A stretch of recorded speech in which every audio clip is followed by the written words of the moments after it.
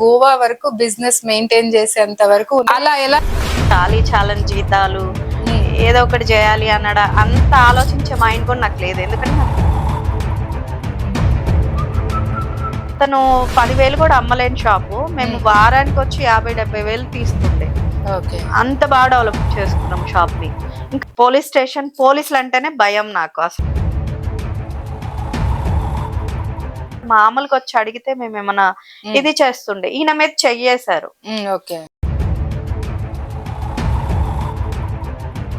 Entry club లో కూడా business ఇట్లా కార్డ్స్ ఆడతారు, దాంట్లో ఫైనాన్స్ పెట్టాలి.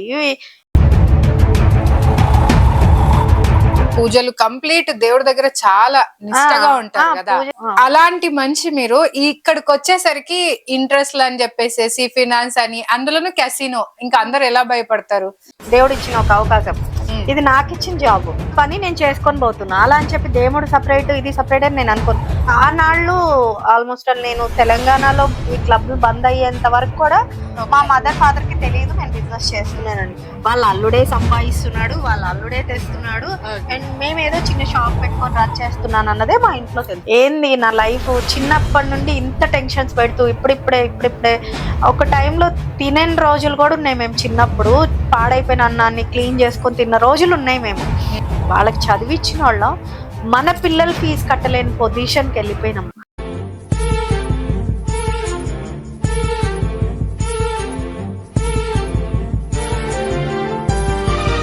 నాకు ఇప్పటికి బాగా గుర్తు, ఆ స్పర్శ నేను మర్చిపోలేను.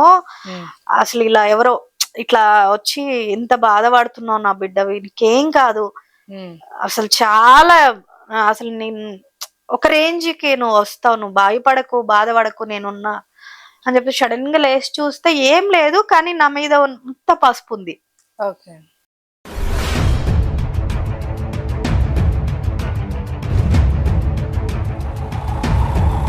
ప్రతి రూపాయికి ఐటీ రిటర్న్స్ కడతాం, ప్రతి రూపాయికి.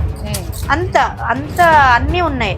కానీ ఎవరినన్నా మనం ఫైనాన్స్ అడిగామనుకో, ఆహా క్యాషినోనా, ఆహా.